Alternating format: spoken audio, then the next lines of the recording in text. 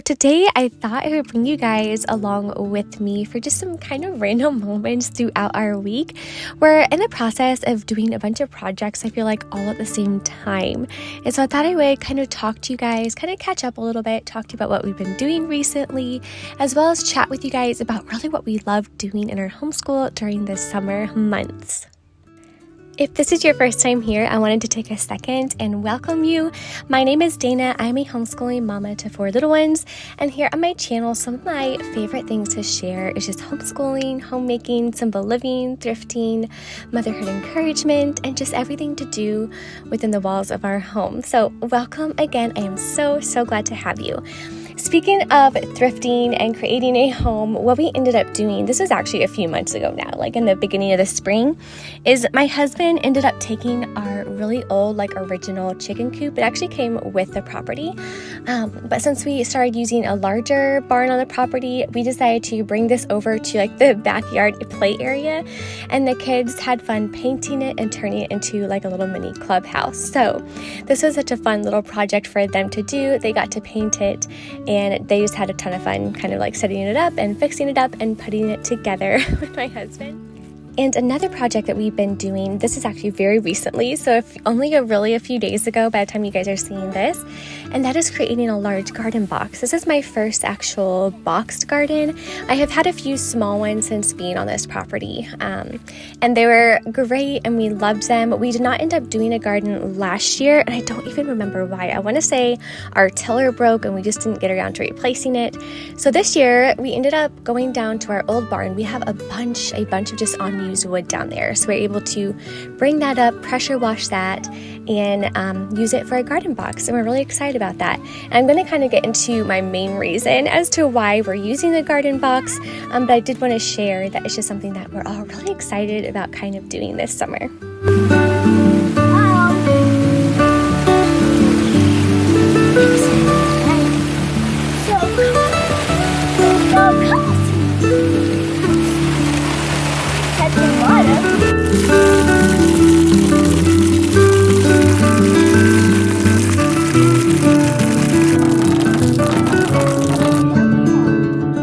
So as you guys already saw just a few seconds ago in the video, is we're actually using potato grow bags for our potatoes this year, and I decided to put them on a rotation. We have one part of our house, or one side of the house I should say, that it has sunlight pretty much all day long because of where it is facing. So from when the sun rises to when it sets, that side of the house always gets sunshine. So we've been utilizing potato grow bags and have been loving them. And something that I'm really excited about doing this year, or at least trying to do this year, is really growing our own potatoes really year round. We live in the Midwest, so it does get really cold. However, we do have a lot of friends in the area that also grow potatoes year round, and the way they do it is they use their old feed bags.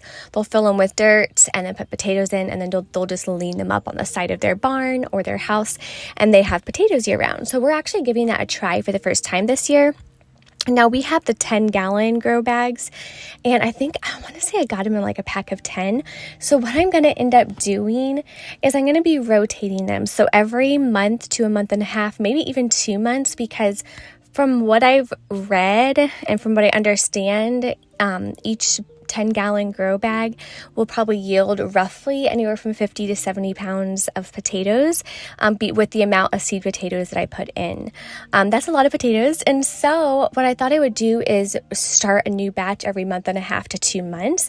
That way I always really have a fresh supply of potatoes, and I'm not really having to worry about storing a year's supply at a time. That's why I did not utilize all 10 bags at once. I'm wanting to really do a rotation, so I've always got fresh ones coming in. Anyway, we're going to see how it goes during the colder months. From what I understand, it's still, you can still do it, especially if you have a property where you can lean the bags up against a part of the house that does get a lot of sunshine. So I am really excited about that. As you saw earlier, they're growing really well so far, and I think I'm mostly excited to see really how much it yields, because that would be amazing. I know for us and our family, I use potatoes a lot for everything, from homemade fries to saute them for breakfast, mashed potatoes, shepherd's pie. I just use them a lot, and it gets expensive buying organic ones, and so it was really important to me to find something that I can use to give us a fresh supply year round. Anyway, I'm really excited about that. As far as our garden bed, this has been a project that we've been wanting to do for a while. We wanted to originally do it last year. That's why we didn't get around to doing the indoor garden, or not the indoor, I'm sorry, the actual regular traditional garden in the ground. But on top of our tiller breaking, and then we just not getting around to making the garden box, it just didn't happen. And I think this is why it was really fun this year, especially for my two oldest, because this is really going to be their main kind of science project. And it's fun because as a homeschool mom, it's easy to look at everything and be like, oh, this is our educational experience. And this is really our science for the year. This is why I wanted to kind of share with you and talk to you guys about homeschooling during this summer. So what we're doing right now, as far as lifetime, and what we'll probably end up doing up until we start school full time, is we're doing about 3 days a week right now of just doing math and reading. So our language arts curriculum is completed, and we're really just reading a lot, or they are reading a lot of books and really practicing, all those language arts concepts. We're doing our McGuffey readers pretty much 3 days a week for reading, and then for math, they're finishing out their Christian Light Education curriculum. That way we can just kind of complete that before we move on to the next grade. As for science, this is what we're doing for science this year. My little ones love being outside. They love exploring just everything in God's creation. And so one of the things, or many of the things that I'm excited about this year, is really giving them this hands-on project that really no curriculum can provide for them. Like a curriculum cannot provide for them an actual real-life experience of tending to the plants, of seeing them grow, of seeing really just how they work. So I'm really excited about giving them this opportunity. I'm so incredibly excited, and they are just thrilled. They really, really are, and they're really proud of it. And I know they're going to just love tending to this beautiful, beautiful project. Another thing that we've been working on is we ended up tearing out and are completely rehabbing the main bonus room that we have in our house. This has been a room, it has served our family really well for the first 3 or 4 years of living here.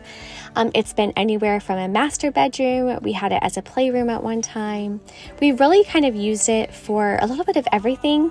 However, for the past year, it kind of turned into a little bit of a catch-all space where it was the room that we chucked everything into that we didn't know what to do with. Because it really was not insulated well. As you can see, one of the walls didn't have any insulation in it. So in the winter, it really wasn't usable at all without turning on all the space heaters, which can also be expensive to run. So we ended up deciding to just tear the whole thing out. We're going to re-insulate, of course, redo all the the walls and flooring and things like that, to just have a space that's going to serve our family so much better than just collecting things. So it was a really good excuse to get into there, declutter everything, get rid of a lot of stuff, donate a lot of stuff, and really just start over from scratch to create a space that is truly going to serve our home and our family instead of take away from that, because that space was just becoming something that we never knew what to do with, and it was just becoming a mess all the time. So we're really excited about creating that space again that will serve our family so much better. There's no time to borrow. Gotta give today. It's a good day today and not tomorrow. There's no time to borrow today. Well, something's gotta give today. It's a good day today.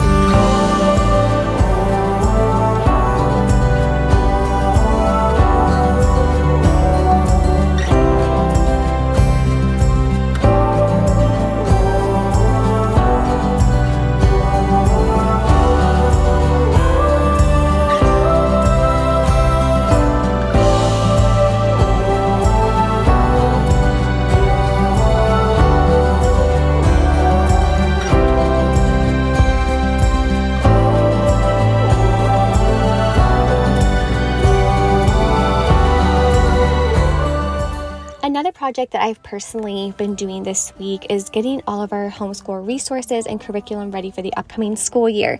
Something that I have done differently this year than I have not done previously is when I have been adding a new resource or curricula to our home, when it's intentionally supposed to be used for the upcoming school year, something that I've done differently is keeping everything separate and keeping it like either still in its box and in its package and up in our closet to where everything is together. Because previously, whenever I would add a new resource for the upcoming school year, if it was enrichment or just an activity or something, a lot of the times I would just go ahead and add it to our bookshelf, add it to the activity cabinet and things like that. And then I would forget the intentionality that I had behind it. Whereas in this year, I kind of kept everything up and away, and that way I could really see collectively everything that I had intentionally bought for the upcoming school year. And this really helped me visually see everything that we had per grade. So I had all my 4th grade's activities, I had my 3rd grade curricula, things like that, and my kindergartner. And this helped so much with just kind of the visual aspect of all the resources that I did get to be intentional with, but it also really helped me realize that some of the things that I bought maybe weren't the best purchases, because I know we're not going to complete it. Because when you see everything together, you realize this just isn't going to be possible to finish all of these little things, even though each resource is beautiful. Sometimes we have to think practically and be like, well, this probably wasn't the best thing because we're not going to be able to complete it. However, we'll incorporate it somehow because we spent money on it. But this really did help me this year, is really seeing everything in one place and keeping it up and away, because otherwise when the school year starts, trying to run around to all the bookshelves, finding all the new resources that we did buy to be intentional with. So that was something I was really thankful that we did do this year, is keeping everything up and away. And then that way we could bring everything out together and see what our big picture is for our school. And then we pick and choose from.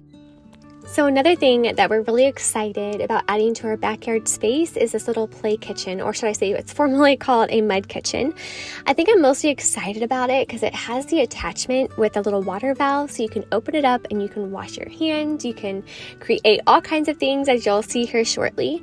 And it's just perfect addition for being right next to the kids' garden, right next to their little playhouse, and I love it so much. They've utilized it multiple times, just even from going from gardening to quote unquote washing up outside before coming in, and I love it. So as you saw in the beginning of the video, we've had a lot of rain recently, and so we have a lot of rain buckets and barrels around the property. And so what my husband will do is he'll sometimes carry one of the 5-gallon buckets of water. We'll leave this beside the little play kitchen or around it or in it, and that way whenever they want to fill up their sink, they can easily do so. And then I also have these glass jars full of rainwater as well, and so we'll keep those, bottle it up, and then put that in the sink as well. And they love this so much. And I am incredibly thankful to Tinyland for sending this to us. It's sometimes hard for me to accept gifts from brands because I know it could be a while before I actually film it. So I wanted to thank them not just for sending this our way, but to also just being so incredibly patient. Our family's been, as you know, busy with our travel season, and so it's taken me a while to share this with you guys. So a huge thank you to Tinyland, not only for the kitchen, but for their incredible amount of patience. Anyway, I hope you guys enjoyed coming along with us this week as we've gotten some projects done. I'm really excited to share with you guys our curriculum. I wanted to get that out already. I was waiting for a few more things to come in, and then we were gone for a 3-week stretch, so I just haven't had a chance to film that either. But I promise you all the curriculum videos are coming here shortly. But until then, I hope you guys have a beautiful day, and God bless. Bye guys. Let's go. This looks delicious.